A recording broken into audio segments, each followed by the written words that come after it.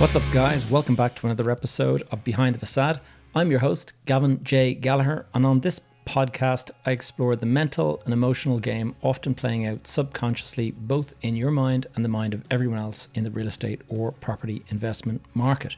The key to success in this game is to master your mindset and behavior, to take control of your thoughts, your emotions, and most importantly, your ego. Welcome to the show. What's up, guys? Welcome back to another episode. And this week I have a guest that I want to introduce you to. And this man is living all over the world. And in his own words, his favorite country is summer. And so that'll give you an idea of the lifestyle of our guest this week. Now, in this particular conversation, he is coming to us from Bali. And unfortunately, on the day of the conversation, the signal was dropping off just ever so slightly every few minutes or so. And it was quite irritating to have that conversation because just in the middle of the story, some of that content was lost. And so as I've been editing this episode, I've realized that, damn, I'm not able to include quite a few bits and pieces. So forgive me if this interview seems to jump around a little bit and it's a little bit shorter perhaps than I would have liked. But as we go through it, what you'll find is that Rick has got an enormous amount of experience in the real estate industry, and he's got some great insights on things that are, creative ways to finance. And off the back of our recent interview with Ray Glimpf, where we were talking about seller finance, this is an interesting one initially because we're talking about lease options and things like that. And the second thing then is we get into the second part of this conversation is around body language and the psychology and the subconscious way in which the body reacts to your body language. And when you're communicating with somebody, what is often not realized is that only 7 or 8% of the spoken word is actually important. It is actually the other stuff that's going on around the back. And so we're going to get into that conversation with Rick, who was involved in the writing of a very famous book called Body Language by a guy called Alan Pease. And I believe Rick is a contributor to that book, officially listed in the book itself. And so I think you're going to really enjoy some of the tricks. If you want to persuade somebody to do a deal with you or things like that, there's various ways that Rick goes into how that can be achieved. And so, guys, without further ado, my conversation with Rick Otton. Rick Otton, welcome to the podcast. Thanks, Gavin, buddy. Great to be here. Rick, you are, you're definitely the first guest I've ever had that's coming in live from Bali. And it's, a lot of guests coming from us, I've had some Sydney and some Melbourne, and I've had some, New York City and various places around the US. But Bali, that's a new one. So why don't you give us a quick intro to yourself and tell us what has you in Bali? Okay, well, I've been around the property area since about 40 years or something, starting there in Dallas in 89 of the whole We Buy Houses thing, right? And then running that out across the world. And can I just tell you, Gavin, I ended up in Bali by mistake. I had no intention to be here except for 3 or 4 days when I realized Eastern countries have no financing for real estate. You have to pay cash. And I thought to myself, well, hang on, what if I could devise a system in Asia where everybody moving out of the West could get financing to buy properties in Eastern countries? So I've started off here in Indonesia, and then I'm going to Thailand and Vietnam, and I've just worked out how to do financing for real estate in Asia. And it's become addictive. Wow, cool. And how long are you in Bali now? Many years. Okay, so no. Look, I'll only be here. I came here, it's like once the job's done, right? So I got to start like Bali property finance kind of stuff. Now I'm in the US in the next couple of months, then I'm back in the UK and then down to Portugal and back around. But my favorite country is summer. So wherever that has to be, I'll be there.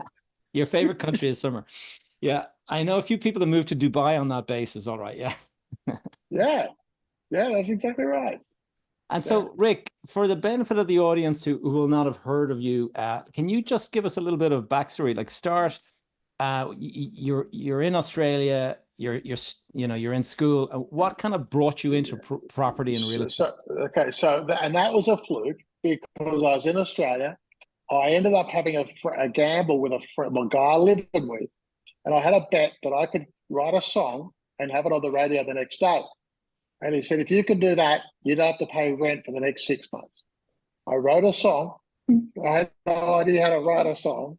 Rang up some guys at a radio station, and they recorded the song that night, put it on the radio the next day. I was on TV the next night, and then I was on a record album the following week because the song I wrote was about the premier who was about to be elected. So, of course, everybody wanted to hear the song. The song took off. It was called Big Bad Baz. Then George Bush was having the election, and he wanted to know if he could use the copyright for my Big Bad Bush Baz if I'd go to the US and re-record as Big Bad Bush for the US election. Then I was there. Then Fox Television was moving in there, which was an Australian company. And they said, you're a pretty crazy guy. Can you come up with an idea for a TV program? I came up with an idea called The Couch Critic. And that ran Sunday night on Fox, and it was being filmed in Dallas. I was in Dallas. I got kicked out of Dallas because I was on a tourist visa. And then I got a media visa, got back to Dallas, married my wife, who then said, find a way to make money, or you're going to have to work at McDonald's for $2.19 an hour. And I knew nothing about real estate, Gavin. I had no idea, but I thought, you know what, guys make money in real estate. I've got to figure it out. And then I went to buy a house from a guy for $86,000. And I said, look, can you let me pay every month because I'm a bit short? He said, how short are you? I said, well, I'm 85,000 short.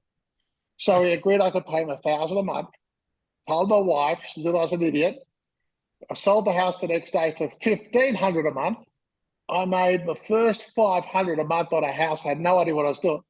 And then I had so many people wanting to buy this house at $1,500 a month. I got a cardboard box, climbed up in a tree, put We Buy Houses on it to get more houses.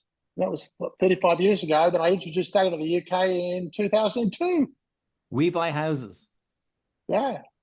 So We Buy Houses, we started there in 2002. I think I did the first big training event on teaching people all these creative strategies in Earl's Court in April 2009. 2009, wow, right after the crash. Right after the crash, I came in there with, I remember I wanted to do lease options. We didn't do lease options.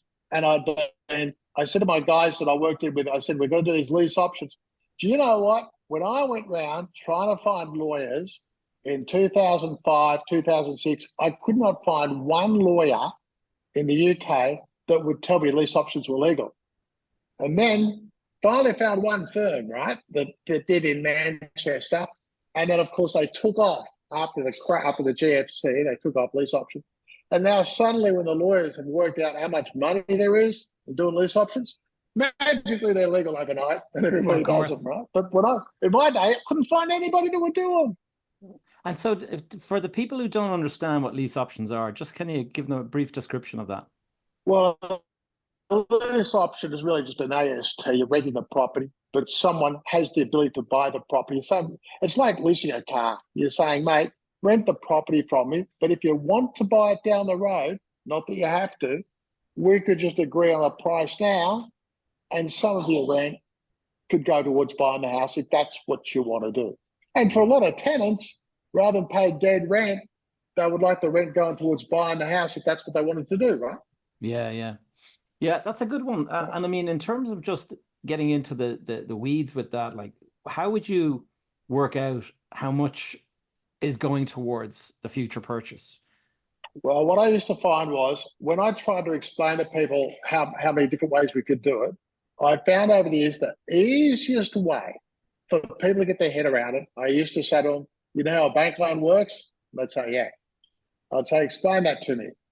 They go, well, you pay some money every month and it slowly pays the house off until eventually you don't own any more money. And I say, that's exactly what we're going to do with this lease option. And we're going to make the payments go towards the house exactly the same as the bank does it. And when I did that way, it ticked the box for everybody.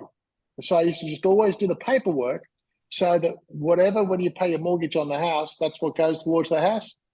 Same with the lease option. And if you want it 1 year, 2 years, 5 years or whatever's left, just pay it or remortgage, refinance, whatever.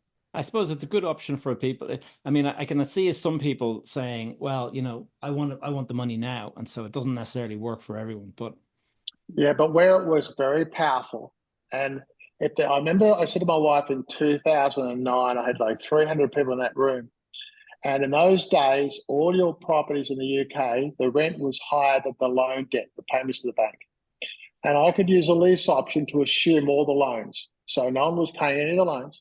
I could use a lease option. So for a pound, I could put a lease option in there, make payments on everybody else's house. There was no equity left. It was all debt. Yeah. Right? The tenant was paying me more rent coming in. And I said to my wife, I said, we might be making the biggest mistake here right now because we could be buying 700 or 1,000 houses in the UK for a pound each. Or we're going to tell these 300 people how to do it, and they're going to do it. Yeah. But where it becomes, it's not right. It's not the strategy that I'd use in today's market. In the UK, it's the wrong strategy. But depending on where the market is in the cycle, it can be really great when there's a lot of debt on a property. Yeah. There's a lot of debt, not much equity. You can walk in there and people can walk out. You can walk in and just take the property for the debt, right? Yeah, people want an exit, basically. Yeah, and then, all loans, and most people don't realise this in the UK, but pretty much all loans are assumable if you just know the paperwork and how to do it. And so you can use a lease option just to pick up the loan debt. If someone's got a £400,000 house with a £390,000 debt bid on it, well, you can just go in there and pick up the payments on the 390, right? Yeah. And so, Rick, I was looking at you've got two books that you've written before, and Correct. one of them is going to immediately be resonate with a lot of our listeners, and that is how to get people to give you money. So correct. Let's talk about some frameworks that you have for achieving that. Okay.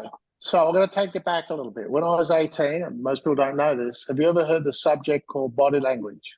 Yes. Okay. I was involved in the writing of the first book on body language in 1978. It came out in 1980. It was written by a guy called Alan Pease. And if you look at that, you'll find I'm an acknowledged contributor to that. Sold over 15 million copies.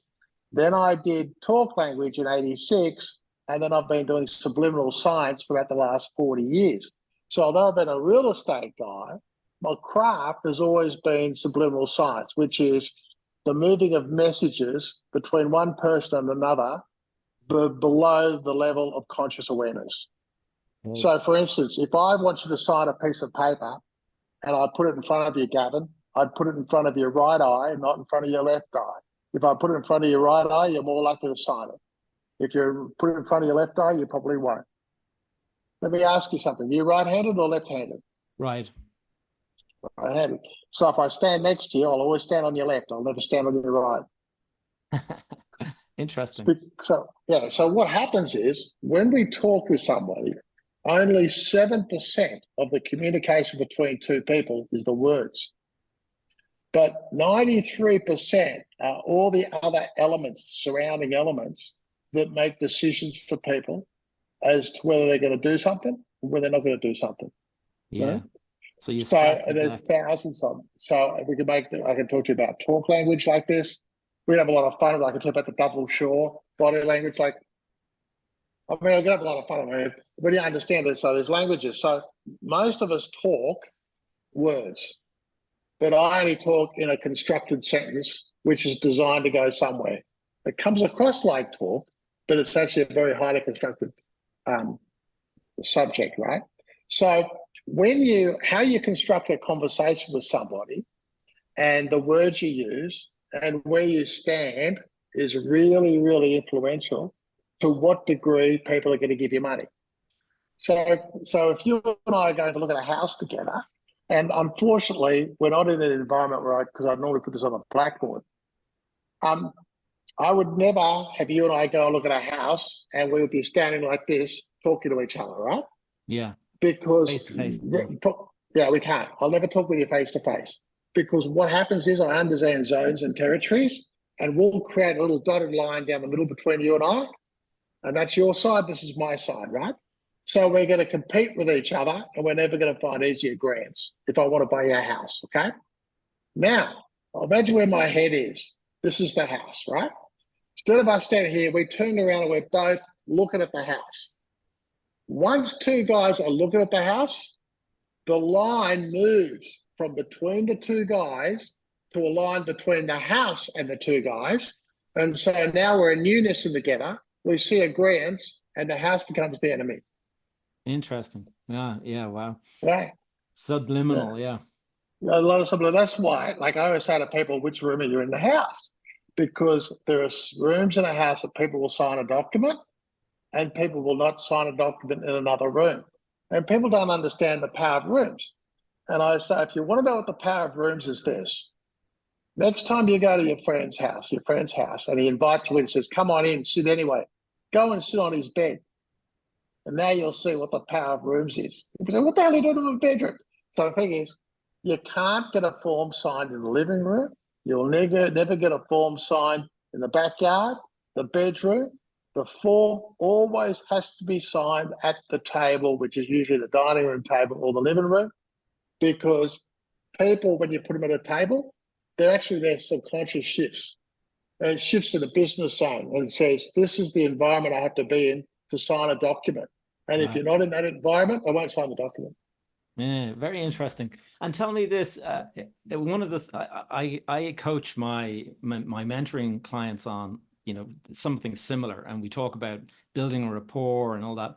And Yeah, a lot of the time, you will you create a profile online, and then people you start to kind of do outreach, and people will reach out to you and stuff. But usually, you'll end up sitting across from them in a coffee shop or something like that for your first meeting or a yeah. hotel lobby or something like that. So give us some tips on what you would suggest in that environment. Okay, so here's what I do. First of all, um, there'll always be a zone at a table. The other guy will own half the table and you'll own half the table. Now, to prove it, to test it, here's what I want you to do. I want you to pick up the sugar or the salt or the pepper or from one of those things that's stuck in the middle at the side, right? After you've used it, move it 1 inch onto the other guy's side of his table. Not from just 1 inch. And you watch. Subliminally, he'll push it back 1 inch. So people get really funny about their own zone. So you've got to be invited into the church. So if I want you to read the document, if I try to put a document in front of you, you'll find that that's inside your zone and you'll shut down and get anxious. Now, when you shut down and get anxious, people won't make decisions. They never make decisions. We're animals. If we get anxious, we shut down. So Right. all I can ever do is put a document halfway across the table, in the middle of the table, and then let you stretch your arms out and you pull it into your own territory in your own zone. I can't do it for you. Now, if I want you to sign it and do this deal, I can't get you to do the deal from me sitting across the table. I'm opposite you. I'm in the wrong territory zone. So what I'll do, first of all, I'll figure out if you're right-handed or left-handed, and then I'll get you to, and then you'll be looking at the form, and I'll try to get you to look at reference things on the form, like paragraph 3, section 2. Oh, no, wait. No, go to paragraph 1, third sentence. Or is it the fourth sentence? No, I think it's the second sentence. Now, while I'm doing this, your eyes are going like this all over the form, right? What I'll do is I'll come around the table and kneel down next to you. That gives me the social permission because I've come around to show you where to look on the form. Do you understand? Right. Yeah. Right? Now, depending on if you're right-handed or left-handed, will depend on which side I'll go on. Okay. So you'll go in So the then opposite. what I'll do is, by You'll using a go. pen, Yeah. yeah. You'll So go if to you're the op. right-handed, I'll go your left. If you're left-handed, I'll sit to your right. Gotcha. Yeah. Yeah. Here's why it's important. If I get the side right, I'm left-handed, okay? If I get the side right, we'll create a cocoon. And you won't know, but you're going to think, I'm pretty cool, this guy. If I get the side wrong, every time you use your arm, it creates a barrier and you'll want to argue with you all the time, right? But Yeah. if I Yeah. get the side right, we'll just feel like we're in harmony and sure, we like each other. We're two fun guys. Don't know why, we just like each other. And when I want you to look at this form, it's really funny. I'll get a pen and people can't read and they can't listen at the same time. It's really hard for the brain to read and to listen. And if I want you to read something and I keep talking, your brain will always default to listening to me, but your brain will always say, I'll read the form later when he's gone because I can't do two things at once. Yeah. So what I'll do with a pen is people will always follow the end of the pen to have a lot of fun with this. So I'll say, look, I tell you what I'm going to do. I need you to look at paragraph 2 on this piece of paper. The pen to the piece of paper, the eyes will always follow the pen. You with me? And every time I put the pen anywhere on the piece of paper, when I want to talk, I'll never ever talk when you're reading. And then when I want to talk, I'll pick up the pen. Okay. So as I was saying, blah, blah, and you'll lift your eyes. So when the pen comes up, and now I can control what goes into your brain. That's brilliant. Yeah. Wow. That's some real deep kind of shit. Really deep shit, man. It's really deep shit. Yeah, there's an old expression that says people won't play chess with it because they move their first pawn and they go checkmate. Yeah. So it's really a subliminal science, and it can take people to a really, really deep level, right? And just because you'll probably have some guys who will listen to this, you have a lot of fun. You'll know that you've been out for dinner, right? And you go with your mate, and you might be married, and you go with another married couple, and the bill comes. And the guys normally do this hustle about paying it. One guy goes, look, I'll look up. And the guy goes, sure. He goes, no, we'll spend. No, look, are you sure? I'll look up. It's called the double sure. I want you to think about this. Next time you go out, listen to two guys talk. One will get the bill, the other guy have to pay. The other guy will go, sure. And the other guy will go, no, we'll split. Sure, sure. It's called the double sure. Because each guy knows at a subliminal level, the other guy will volunteer twice to pay half the bill. It's just called the double sure. So what you do is, when you get the other guy grabs the bill, and you go, oh, look, let me pay it. He goes, no, I'll look after it. I go, sure. He goes, yeah. Now, he's expecting me to come back for the second sure. But I don't. I just say, look, thanks very much. That's great. Look, I'll pick up next time. Works. And then the other guy pays the bill. Yeah. And his wife goes, why'd you pay the bill? It was £400. He says, Rick offered to pay the bill. He even said he'd pay the bill. And you told him, no, you're going to pick it up. And the guy's thinking, hang on, how did that work? Because I can't blame me. I offered to pay the bill, but you don't do the second sure, right? So it's one of these funny things. But at a conscious level, people don't even notice it. Yeah, yeah. It's amazing what goes on behind. I've studied that, what you were talking about earlier, the body language. And I mean, Yeah. in terms of communication, the fact that so much of it is written word or spoken word. And then behind that, you've got body language, tonality, Yeah. the way you look and all that kind of stuff. It all comes It's into it. really powerful. There's the armadillo switch. The armadillo switch is just in front of the reptilian brain in the middle of the head, and it defaults to no. Now, what happens is I've got to construct a conversation, speak to your frontal lobe, which is at the front here. That doesn't have the word no in it. So if I reframe a conversation, speak to your frontal lobe and to the reptilian brain, but if I understand that the switch is always default to no, I can say, you know what, I was thinking if you paid for dinner, that wouldn't present a problem, would it? And I've already framed, as soon as you say no, your brain will go, no, you've said yes. Let me ask you just, if just suppose you had to pay for dinner tonight, that wouldn't present a problem, would it? No. Yeah, yeah. It's brilliant. So, yeah, a lot of I've fun with heard this stuff. there's the techniques that people talk about, in terms of sales and stuff, and that you should get everybody saying yes, yes, yes, yes, and then you get into that kind of pattern. Do you believe that works? No, I think that's at a pretty amateurish level. Yeah, Yeah, no, I'd like to go much deeper than that. Understand that just words is about. See, here's the thing: people don't make any decision with their brain. Okay, people think they do, but they do not. The subconscious makes all our decisions and sends an instruction to our brain. The right. brain is just the secretary. So I never speak to the conscious mind. Like, for instance, if I turn up at your house and I knock on the door and you open the front door, the first thing I'm going to do is start wiping my feet. So as soon as you see me wiping the feet, people go, oh, yeah, come on in, right? But if I didn't wipe my feet, you might have said, what do I want? And you wouldn't have invited me in. Yeah, you're So, but standing I at the didn't door. speak to your brain. So I didn't speak to your brain. I spoke to your subconscious. Every decision we make is based on emotion, not logic. We find the logic later. And let's face it, if we thought we made decisions based on logic, we'll all be single. But the thing is, all our decisions are based on emotion, right? And it all Yeah. comes from the subconscious mind.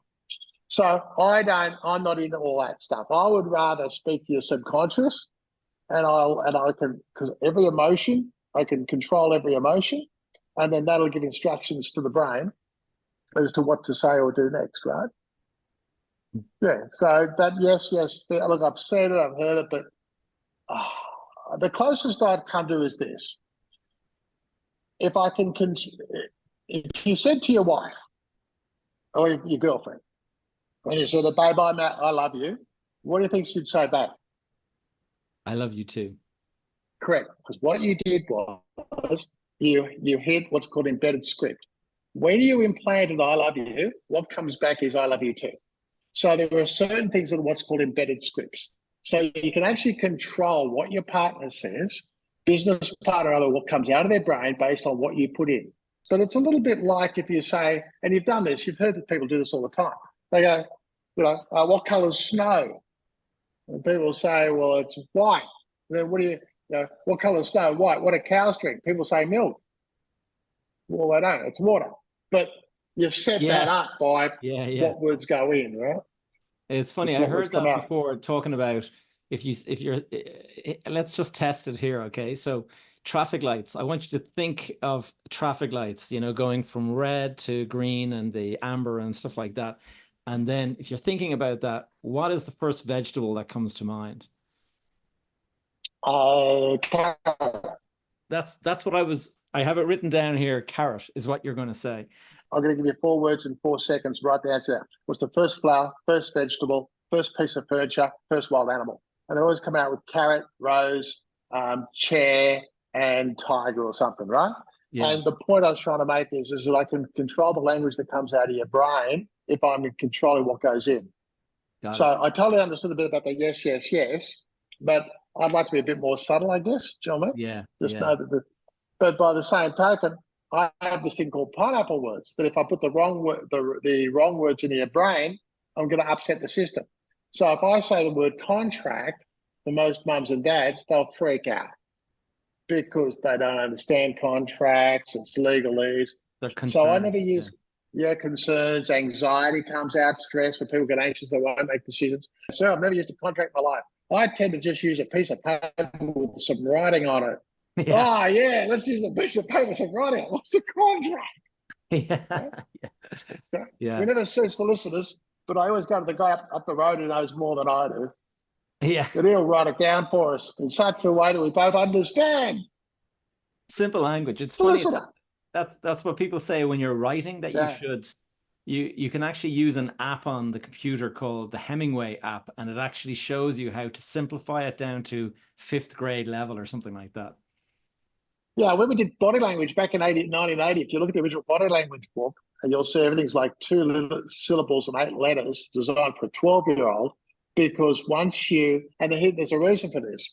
When you keep a language palette simple, even though I know you're a really smart guy, it wouldn't matter if you're a doctor or a lawyer, I'll talk to you like you're 12, and here's why.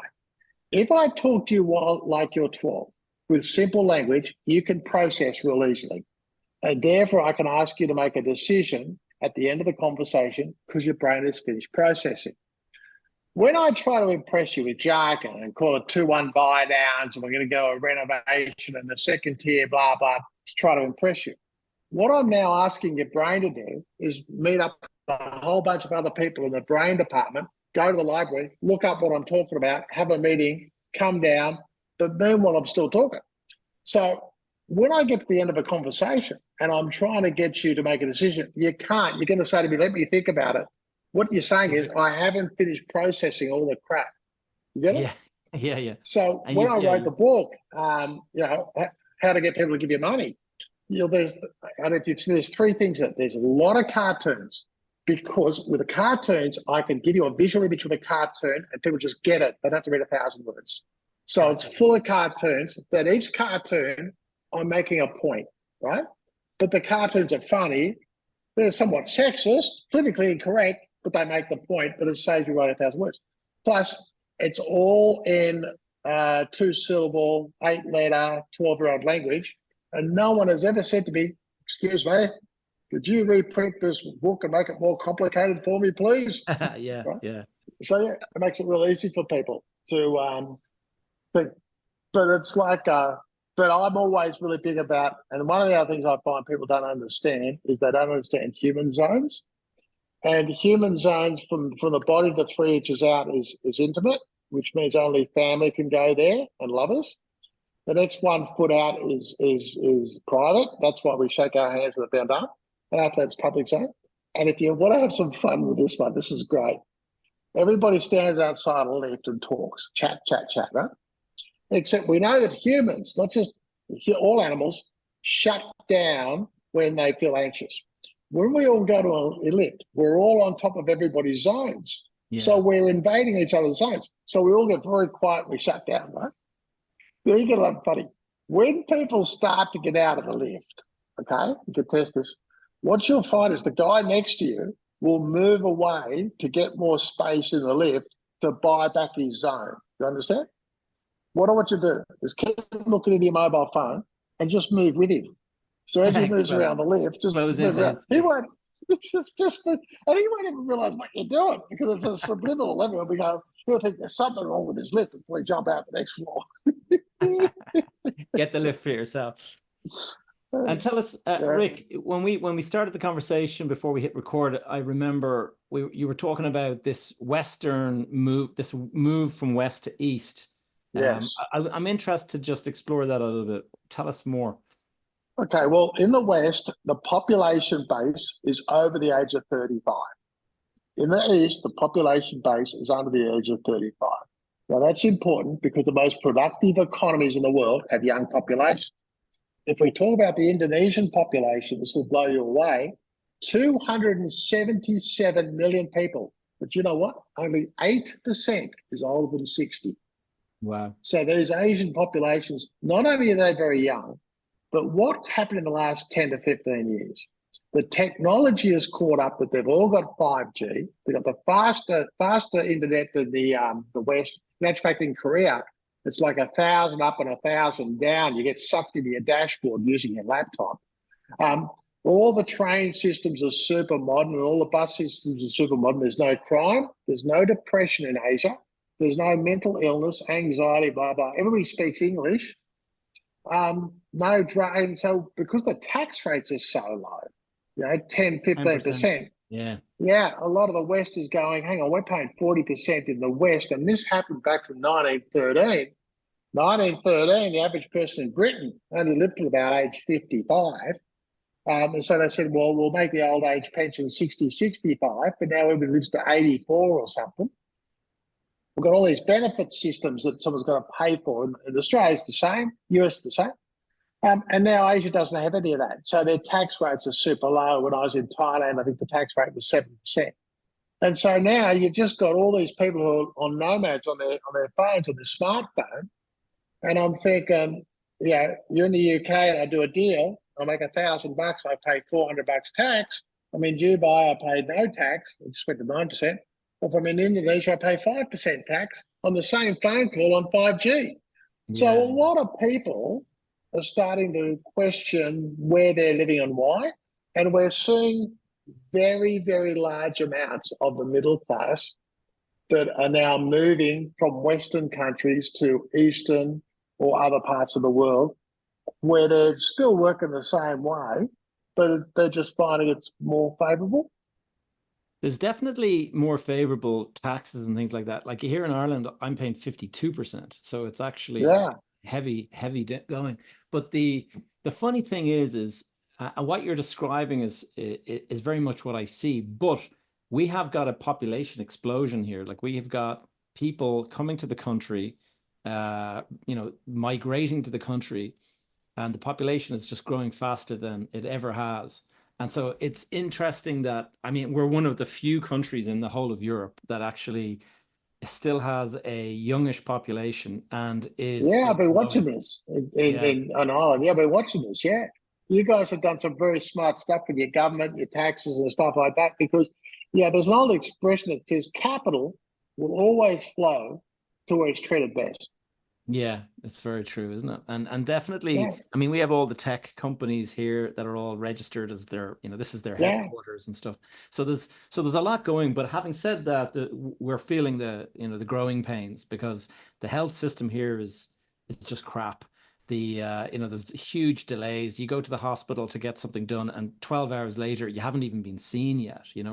And it's kind of crazy like that. And then the housing is just. The shortages are just crazy. I have various places in different parts of the world, and I think I want to give people some perspective.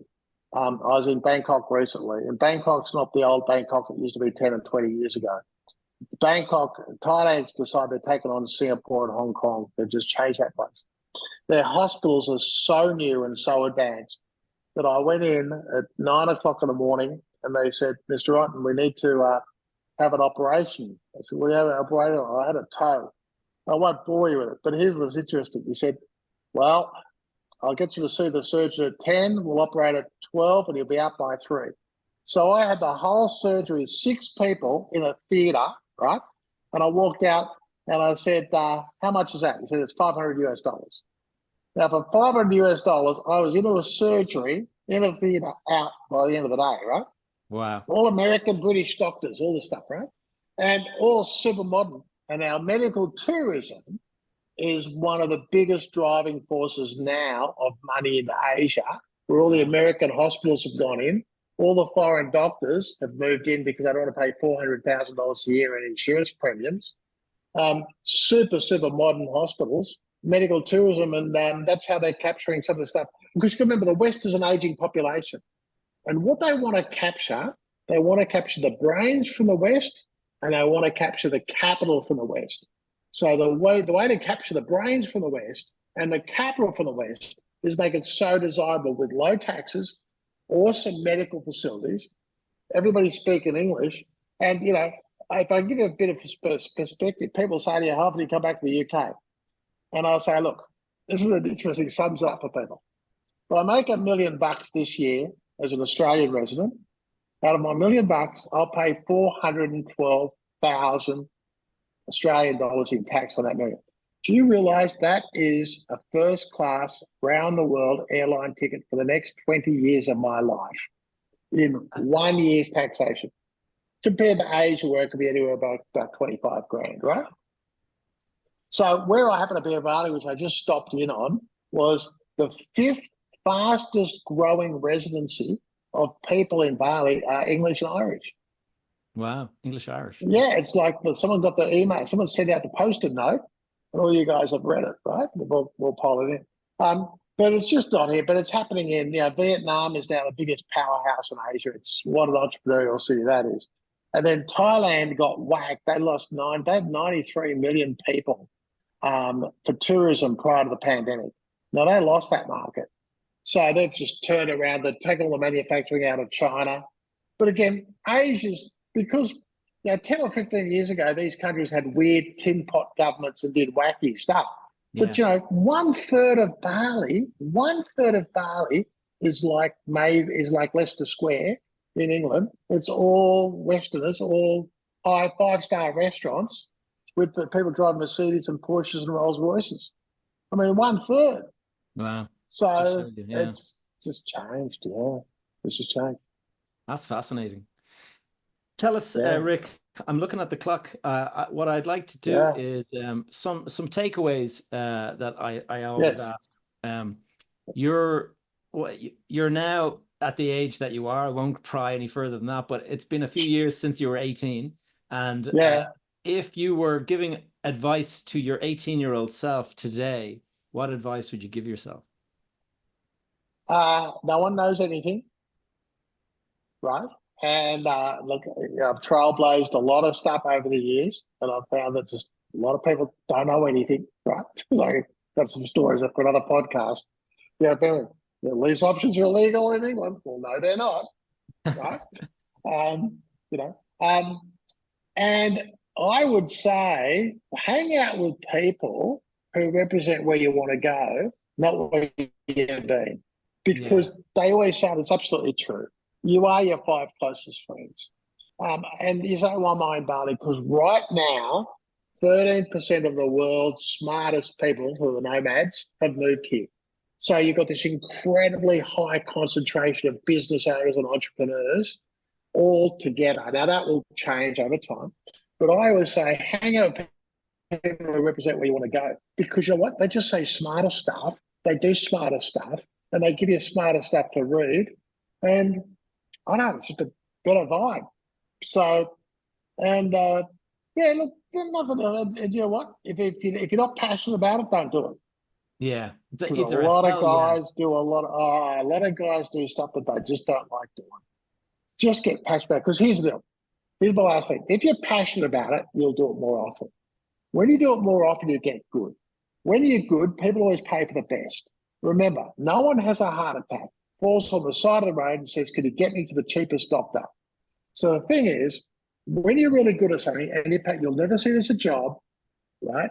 Now, look, I love doing creative stuff in the real estate space because I just thrive on the fact of what no one's ever done before. But it's incredibly passionate for me and breaking the rules and changing the rules. And so let's do this now, creating new normals, right? But I'm really passionate about it. So I just go, do what you love. God, do what you love. So many people don't. Life's too short. Yes. Okay, we don't get to go for a second innings. Yeah, this is not a dress rehearsal, as they say. No, mate. I tell you, wow. And think young. I mean, I'm 104. And look at me. You're in great shape for 104.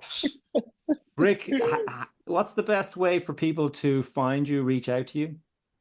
Look, I tell you what, if you go rickottonofficial.com, rickottonofficial.com, and I tell you what, there's a lot of things that we've talked about tonight that people can download at this point in time off rickottonofficial.com. And I've got a lot of resources there. Yeah, rickottonofficial.com. And there's a lot of resources there that really that people can't get elsewhere. And so they're available for people just to download. But it'll start taking them on a journey of some of the things that we've talked about today, especially when they can start changing the way they communicate with people, because they can make massive changes to the response rate you get on transactions. Brilliant. Well, Rick, it's been a real pleasure. We had some glitches with the comms, but I think I can tidy that up. And so thank you so much for your time. And well, thanks, buddy, pal. I think we'll bring you back. I think I'll bring you back we'll have a talk on creative real estate made easy. Well, there we go. We'll talk about some actual strategies next time, right? That's a great plan. All right, Rick, thanks okay, pal.